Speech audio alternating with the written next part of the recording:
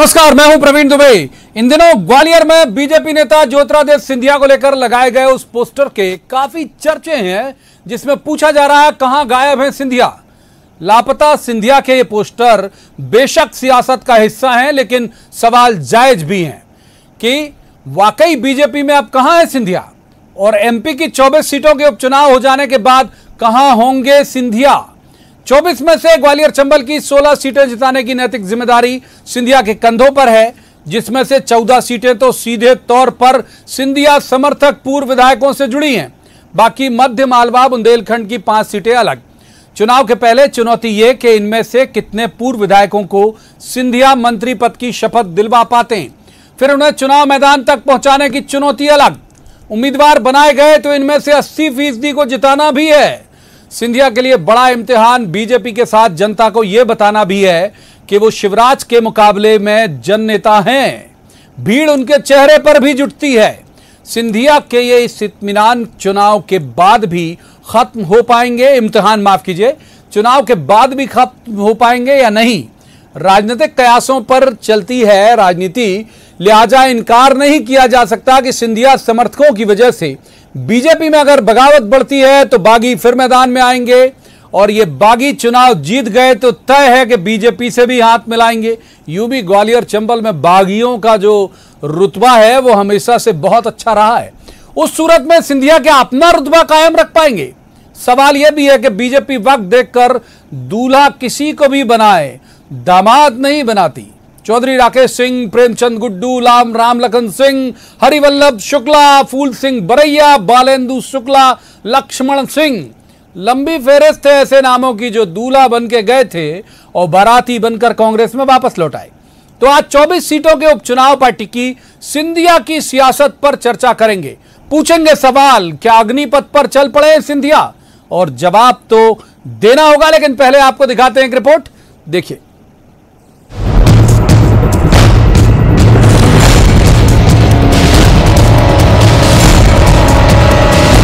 सिंधिया समर्थक पूर्व मंत्री तुलसी सिलावट के साथ फिर थोक के भाव में कांग्रेस कार्यकर्ताओं ने आज बीजेपी की सदस्यता ली है। ये भीड़ बीजेपी कार्यकर्ताओं की है या सिंधिया समर्थकों की? ये लकीर अब बीजेपी में बनी रहेगी। इसी लकीर का असर है क्या कि सिंधिया अपने समर्थकों में से कुल 2 मंत्रियों को कैबिनेट तक पहुंचा पाए? बाकी ये समर्थक चुनाव के मैदान में जा पाए, उसके लिए भी मशक्कत करनी पड़ रही है। तो केवल इस संकट के समय भी अपना व्यक्तिगत लाभ देखना, पद देखना, और जहां लाभ मिले तो मुझे लगता है ऐसे लोग वापस भी चले जाए, उसमें कोई दोहरा नहीं है। मुझे लगता है पॉसिबल है। असल इम्तिहान उपचुनाव है, इसमें दो राय नहीं कि मुरैना, दिमनी, अंबा, मेहगांव, भांडेर, गोहद, ग्वालियर, डबरा समेत ग्वालियर चंबल की 16 सीटों पर बीते चुनाव में जीत का मार्जिन 5000 से ऊपर रहा और कई जगह 20,000 के पार भी गया। लेकिन क्या ये वोट सिंधिया के ही चेहरे पर पड़े थे? इस इलाके में बीजेपी की हार की बड़ी वजह आरक्षण का मुद्दा भी रहा। अब मुद्दा सिंधिया की आस्था का है, दल बदल का है, और चेहरा शिवराज के मुकाबले सिंधिया खड़े हैं। क्या बीजेपी इसे बर्दाश्त कर पाएगी?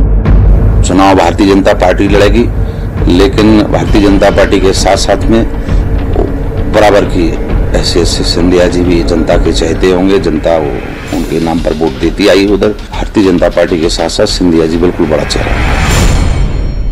कांग्रेस कह रही है कि सिंधिया नए दूल्हा बने हैं, बीजेपी हाशिए पर पहुंचाने में कभी देर नहीं लगाती। ये इनसे वो हारे थे, वो निश्चित तौर पर इनके खिलाफ रहेंगे। कांग्रेस के लोग इनके खिलाफ रहेंगे, और जो कोरोना के बाद जो बर्बादी हुई है प्रदेश के अंदर और इन सब 24 सीटों पे भी हुई है, इन सब के लिए वर्तमान सरकार रहेगी। सिंधिया की मौजूदगी ग्वालियर चंबल में कई नेताओं की राजनीति पर भी असर डालेगी। नरेंद्र तोमर से लेकर नरोत्तम मिश्रा, प्रभात झा, जयभान सिंह पवैया, पार्टी के सामने सवाल सिंधिया का विरोध करते खड़े हुए नेताओं का भी होगा।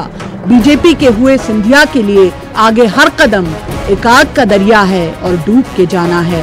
भोपाल में शरद श्रीवास्तव के साथ bureau report, news 18, Madhya Pradesh, Chhattisgarh. तो रस्मन सबसे पहले उस खास पैनल का परिचय मैं आपसे करा दूं जो हमारे साथ इस चर्चा में शामिल हुए हैं। हमारे साथ हैं उमाशंकर गुप्ता, वरिष्ठ नेता हैं, बीजेपी के मंत्री भी रहे हैं। उमाशंकर जी का बहुत बहुत स्वागत है।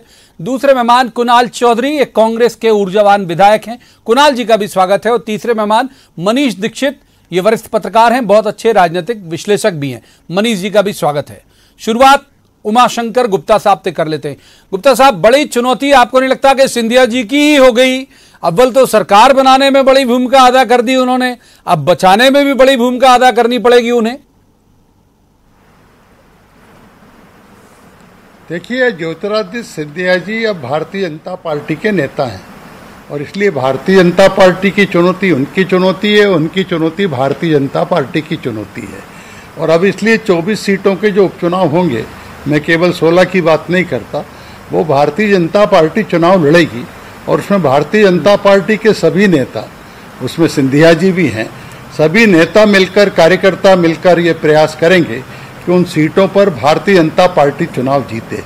और चुनाव इसलिए जीतेगी भारतीय जनता पार्टी कि जिस प्रकार 1.25 साल कांग्रेस की सरकार ने जनता के साथ धोखाधड़ी की है, वायदा खिलाफी की है, अराजकता का वातावरण बनाया है, और उसी से क्षुब्ध होकर ये जो विधायक इस्तीफा देकर आए हैं, मंत्री इस्तीफा देकर आए हैं, इनकी सिंधिया जी की इनकी एक ताकत ये लोग आए हैं और भारतीय जनता पार्टी की अपनी ताकत जो अब मिलकर भारतीय जनता पार्टी की ताकत हो गई है। और इसलिए ये चुनाव सब लोग मिलकर भारतीय जनता पार्टी के रूप में जीतेंगे। सर, 2-3 चीजें हैं, मैं जल्दी जल्दी पढ़ देता हूं। गोहद, मेहगांव, जौरा, सुमावली, डबरा, भांडेर, यहां से बहुत अच्छी खबरें आपके लिए आ नहीं रही हैं। मतलब हम लोग भी बात कर रहे हैं लगातार और वहां भी मतलब लोग कह रहे हैं कि भाई केवल सिंधिया जी के नाम पे वोट नहीं देंगे। नहीं, केवल सिंधिया जी के नाम पर तो वोट मांगेगी भी नहीं भारतीय जनता पार्टी। भारतीय जनता पार्टी के नाम पर अब वोट मांगेगी। और अब सिंधिया जी अलग नहीं रहे। देखिए, कांग्रेस का कल्चर था, जब कहा जाता था कि कमलनाथ जी के नाम पर, सिंधिया जी के नाम पर, दिग्विजय सिंह जी के नाम पर, फलाने के नाम पर। भारतीय जनता पार्टी में पार्टी के नाम पर वोट मांगा जाता है और सामूहिक नेतृत्व होता है, सब नेता के नाम पर वोट मांगा जाता है। इसलिए अब ये थ्योरी वहां नहीं चलेगी। अब तो भारतीय जनता पार्टी के नाम पर सब नेता काम करेंगे। और चुनौती की जहां तक बात करते हैं आप, तो इसके पहले भी जो चुनाव भारतीय जनता पार्टी ने जब लड़े हैं, चुनौती के साथ ही लड़े हैं। और इसलिए हर चुनाव को, हर अभियान को भारतीय जनता पार्टी एक चुनौती के रूप में लेते हैं और सामूहिक रूप से हम उस चुनौती का सामना करते हैं। इन चुनाव में भी भारतीय जनता पार्टी अपने नेता और कार्यकर्ताओं के बल पर जनता का आशीर्वाद प्राप्त करेगी।